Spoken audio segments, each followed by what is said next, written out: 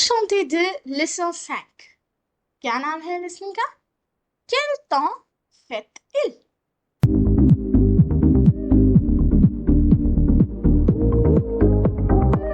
So, quel temps fait-il literally is how is the weather?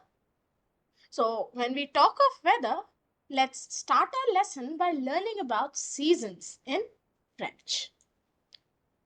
Printemps, été, automne, hiver. So, these are the 4 seasons in French.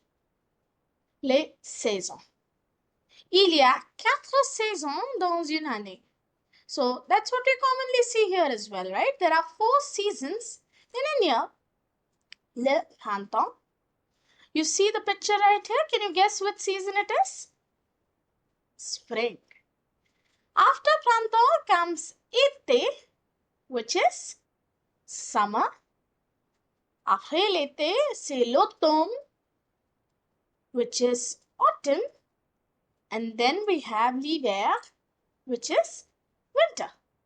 So this is the season cycle that every country, almost every country, goes through. Let's talk about the seasons a little more in detail.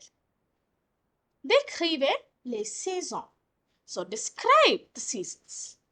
So il y a 4 saisons dans une année. So there are 4 seasons in a year. L'été, l'hiver, l'automne et le printemps. So here it's not written in the same sequence that we just did, but it's saying that there are 4 seasons in a year: summer, winter, spring and autumn. So let's start with summer first. En été, il fait chaud. So in summers, it's hot. Le soleil brille, the sun shines, le ciel est clair, the sky is clear. Les gens portent des vêtements en coton. So people wear cotton clothes in summer. On mange des fruits comme la pastèque, la mangue, le melon, etc.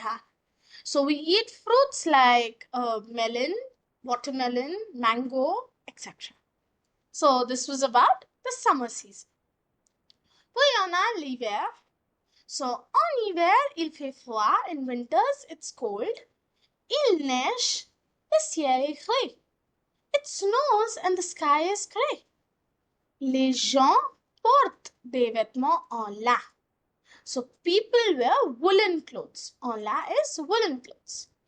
On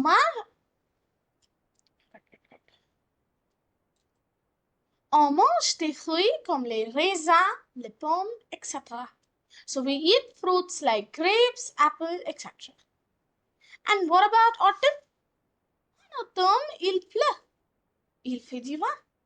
So in autumn, usually it rains and it's pretty windy out there. Les feuilles tombent. Les feuilles are the leaves. So जो leaves होती है tree की, they fall from the tree. Les gens portent un imperméable et on prend un parapluie. So people usually wear a raincoat or they take an umbrella with them because they don't know when it might start raining. And what about spring? En printemps, il fait beau. So during spring, it's beautiful. Le ciel est clair et bleu. The sky is clear and blue. Les oiseaux chantent. Le vent est doux. So the birds sing and the wind is pleasant. Les enfants jouent dans le jardin. C'est amusant. Children play in the garden and it's all very good. So in the previous 2 slides, हमने इन चारों seasons को describe किया using a few lines. And of course, it's a very common write-up question in exams as well. You have to learn and describe the seasons in your exams. So I hope the comprehension part is clear, which also covers up for your writing section for exam. So one thing to note here is, il fait chaud, il fait froid, il fait du vent, et il fait beau. Do you realize I've picked up all these expressions from the description of seasons we've just done?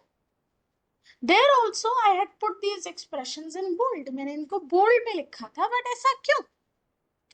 So you see that when we are describing weather in French, we are using this expression il fait.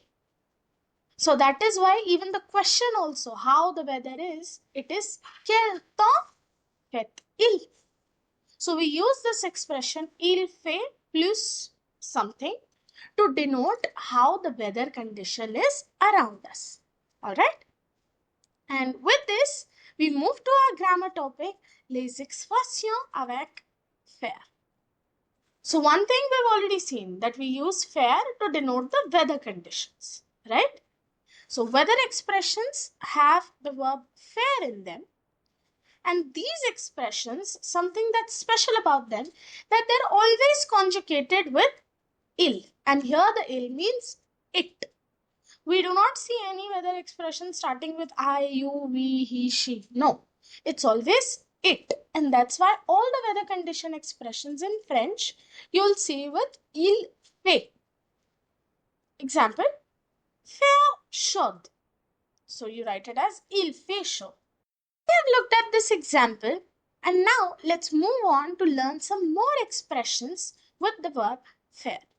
Starting obviously with the weather expressions. So from the picture, we would guess what season it might be. So you see in the first one, the girl's feeling pretty hot, and that must be the summer. So in summer season, we use the expression faire chaud to denote that the weather is hot. So when we say il fait chaud. In the next picture right here, we see that the girl's feeling cold. And when someone feels cold, we use the expression faire froid, which is il fait froid. It is cold. Now, before we move on, just look at this. To know about the weather condition, we also ask this question. Comment fait-il? There's one question we did in the beginning itself, which is the name of the lesson. Quel temps fait-il? There's another way of asking the question. We say comment fait-il? Alright? Let's move on to the next two expressions. You see the picture right here? It's pretty windy. So it must be the autumn season. And here we use the expression faire-il va, which means it is windy, and the statement we write is il fait du vent. The next one right here, it's a very pleasant weather, very beautiful weather, which we generally find in the spring season. So the expression will be faire beau, to be beautiful. And how do we express the weather condition? We say il fait beau. Il fait beau, which means it is beautiful. Let's move ahead. Now, what kind of weather conditions are these? These are not exactly weather conditions, but they're showing the time of the day, whether it's daytime or it's nighttime. So tell about that as well. We use the expression for faire, which is faire jour, which means to be daytime. And the statement is il fait jour. So when I say il fait jour, it's daytime outside. So let's say I spend the whole day indoors and now I've finished my tasks and I ask my mom, is it still day? And she'd say, yeah, il fait jour. It's still daytime. Or if I'd want to go out for a walk, my mom would tell me, no, tu ne vas pas dehors. You're not going outside. Il fait nuit. So the expression is faire nuit. It is nighttime. So we've done 6 different expressions expressing the weather condition outside. But is that all? Is that all where we use the verb faire? No. We have some more expressions with the verb faire, where the verb faire takes its original meaning of to do. So whenever we are engaging in any sort of a physical activity outdoors, we use the expression faire. Let's see some examples. So before we move on, let's recall the conjugation of the verb faire actually. Because in the previous few slides, we were only using il fait. And now we could use the following expressions that we are going to learn with different subject pronouns as well. So हमें conjugation तो याद रहनी चाहिए ना? So here you go. Faire is an irregular verb in the present tense. And it's conjugated like je fais, tu fais, elle fait, nous faisons, vous faites, ils, elles font. Now we are ready to move on. Let's look at some more expressions with the verb faire. The first two expressions. You see this man right here working so hard? So for him, we use the expression faire le travail. So when someone's working, we use the expression faire le travail. And let's try making a sentence. Il fait son travail. So I'm talking about the man right here. So I use il fait son travail. He is doing his work. What's this boy doing right here? He's also doing work. Or let's say better, he's doing his homework. So what is the expression for that? We have faire le devoir, to do homework. And how can I express this in form of a sentence? It will be il fait son devoir. So this boy right here is doing his homework. Alright. Now, one interesting thing to note in both these sentences, the expressions had the definite article le. But while writing the sentences, I used the possessive adjective. Why did I do that? Can I not simply use the definite article? Of course I can. I can also write il fait le travail. He does the work. Or il fait le devoir. He's doing the homework. But to make it more personal, like to give it a more personal touch, we use the possessive adjectives. So you see, these were the sentences that we just saw. So when we use the verb faire followed by a definite article in an expression where we have faire plus definite article, we can also use possessive adjective while framing sentences. So it's not compulsory to use possessive adjectives, but again, as I mentioned, to give it a more personal touch, I use it. As I've written in these examples right here, je fais mon travail, tu fais ton travail, il fait son travail. So like that, the possessive adjective just helps us, emphasize more on the fact कि वो कौन सा काम कर रहे हैं. But if you continue writing the definite article also, it will not be wrong. So no worry. Alright? Let's move ahead. The next two expressions. You see this little boy enjoying swimming? How do you say that in French? We say faire de la natation. Faire de la natation. So what would I say? Il fait de la natation. He does swimming. The next one right here. Maybe my mom or my sister, she's doing cooking. So the expression is faire la cuisine. Faire la cuisine, to do cooking. Elle fait la cuisine. So you see, I didn't use the possessive adjective here because she's not just cooking her food, she's cooking a meal for all maybe. So that's why I put it in a generic way. Elle fait la cuisine. Alright? See both these images together this time. Both of them are doing something in the forest or a garden, you say? This one's pretty evident. They're having a family time, picnic. What are these kids doing? Let's say they're just walking around in the garden. So what are the expressions for these two? Faire une promenade. Faire une promenade, to do a walk. So here I've just picked one out of these three. Elle. Then that's why I say elle fait une promenade. She is doing it. And here, faire a picnic. The verb got lost behind the image. Faire a picnic. So they're having a fun family time. They're having a picnic. So ils font du pique-nique. So they are doing a picnic. Great, right? Let's move on. The last expression we have with the verb faire. So this boy right here is maybe taking a nap. He's too tired. So, how do you say to take a nap in French? We say faire une sieste. And how would I write it in a sentence? Il fait une sieste. He is taking a nap. So, I think we've done a lot of expressions with the verb faire. So, before you start getting confused, let's try our hand on an exercise. Now, what do you have to do here?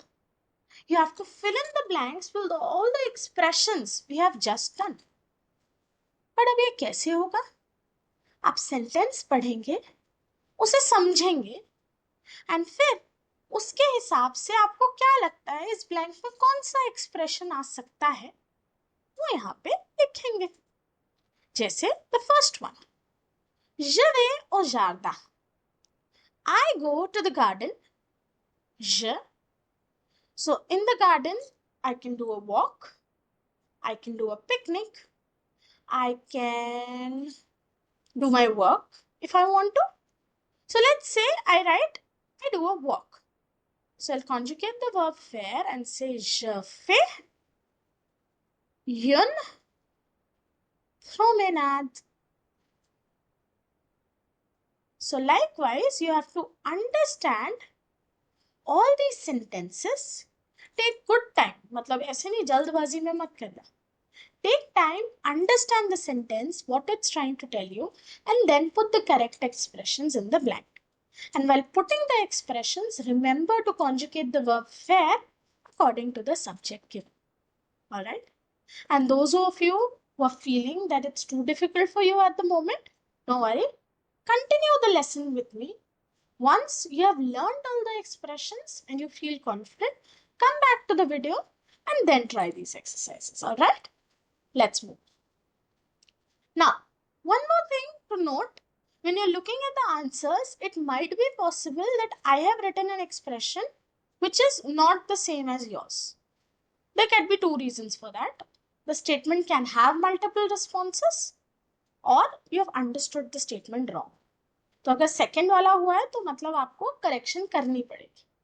But अगर first case है कि वहां पर ये भी आ सकता है, so just make sure अपने वर्ब की कॉन्जुगेशन ठीक किए. Okay, it could be possible that there are multiple answers to the same statement. All right. So with this, expressions of faire are done. Let's move ahead with this lesson, and now we have some expressions with the verb avoir. So let's begin by revising the conjugation of verb avoir, which is again an irregular verb in French. J'ai, tu as, il est là, nous avons, vous avez, ils, elles, ont. Let's begin. The first expression. The girl right here is feeling too hot. So when a person is feeling hot, I'm not talking about the weather around, that it is hot. No. I'm saying that that person is feeling hot. So we use the expression avoir chaud. So when we want to say we are feeling hot or cold, we use the verb avoir and the expression is avoir chaud. J'ai chaud. I am feeling hot. Vous avez chaud. You all are feeling hot. Alright. Likewise, when I want to say I'm feeling cold, I use the expression avoir froid. Like, tu as froid. You're feeling cold? Ils ont froid. They are feeling cold. Okay? So, remember this thing. The word chaud with faire tells you about the weather. The word chaud with avoir tells you about how one person is feeling. Alright. Now you see on screen two girls feeling hungry as well as thirsty. So how do you say in French that I'm feeling hungry or I'm feeling thirsty? So look at these two expressions right here. Avoir faim, avoir soif. So avoir faim means that I have hunger or I'm feeling hungry. Look at this example. Tu as faim, tu manges une pomme. You're feeling hungry, you eat an apple. The next one, to feel thirsty. You say, je bois une bouteille d'eau, j'ai soif. So I drank a bottle full of water, I'm so thirsty. Let's move on. The next two expressions. This poor boy is feeling afraid. So how do you express fear in French? You say avoir peur. I feel afraid. So the expression could be il a peur de fantômes. He is afraid of ghosts. Okay? He has a fear of ghosts. And the girl right here? I see she's feeling sleepy. How do you say feeling sleepy? You say avoir sommeil. Avoir sommeil, to feel sleepy. Elle ne dort pas la nuit dernière. Elle a sommeil. She didn't sleep well last night. So now she's feeling sleepy. Elle a sommeil. The next one. Wrong and right. So how do you say when someone's wrong? You say avoir tort. Avoir tort means to feel wrong or to be incorrect. Like, look at this example. 2 plus 2 égale 5. No, j'ai tort. I'm wrong, j'ai tort. And what about when I'm right? We say avoir raison. To be correct or to feel right. 2 plus 2 égale 4. You are raison. You're right. Let's move ahead. The next two expressions. You see this woman right here? She's dreaming about going to Paris. And how do you express one's desire? You say avoir envie de. Avoir envie de means to want or to have a desire of. Nous avons envie de visiter Paris. We have a desire of visiting Paris.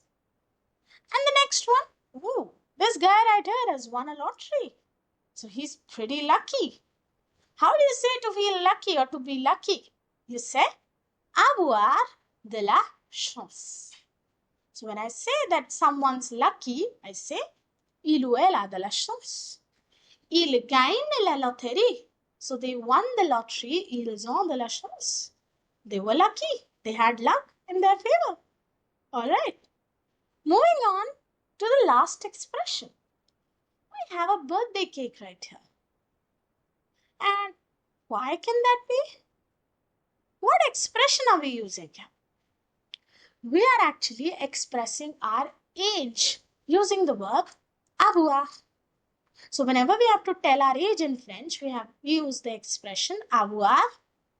Is this to have this age? So let's look at an example. J'ai 7 ans. J'ai 7 ans means I am 7 years old or I have 7 years of age. So the expressions with avoir were not that difficult, right? I know it will take time to learn them, to understand them. And why am I here then? Let me give you a practice exercise. You have to repeat the same thing जो previous exercise में करना. Pause the video, read the sentence one at a time, understand what it's trying to say, and accordingly do the correct conjugation of the verb avoir, number 1, and use the correct expression after that, number 2. Like the first one. 3 plus 3 égale 9. No, that's not right? 3 plus 3 is 6. So I'll say you are wrong. Tu as tort. So likewise, try to understand these sentences, take help of dictionary, take help of your vocabulary, and then write down these expressions that you have just learned. Okay? Answers are now here on your screen for you to tally, and for those who aren't able to understand, please do the same thing. Finish the lesson with me. Once you have learned all the expressions, come back to this video and try this exercise. Okay? अब expressions वाला topic हो गया. आखिरी छोटे से topic पे बढ़ते हैं, which is les verbes irréguliers, the irregular verbs. So first one we see le verbe irrégulier acheter. Now, if you look carefully at its conjugation, the endings are the same as regular ER verbs. There's nothing different in that. So what is the irregularity? The irregularity is that while conjugating this verb, if you focus on the E's right here, I have put a grave accent. Okay? So in verbs like these, we add a grave accent on the first E in all the subject pronouns except no and no. So while conjugating verbs like these, what do? Conjugation normal करो. But जो पहला ई आ रहा है conjugate करने के बाद उस पे ग्रेव एक्सेंट, लेफ्ट साइड वाला वो डायगोनल लाइन हम वो ई पे लगाते हैं to make the pronunciation better. But we do that with all subject pronouns except no and who. Okay? Are there more verbs like this? Definitely. Let's look at this. Geler, which means to freeze.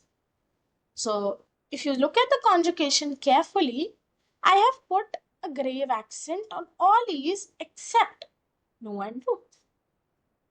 Likewise, we have peler. We also have the verb lever. You can check in your book for more such verbs, but they're all conjugated in the same pattern. Endings regular ER verb वाली, but जो पहला E आएगा conjugation के बाद उस पे grave accent. Let's look at another irregular verb, le verb avancer. Again, if you look carefully at the conjugation of the verb avancer, nothing is different in the verb endings. The pattern of conjugation is exactly same like regular ER ending verbs. Then where is the irregularity? The irregularity is here.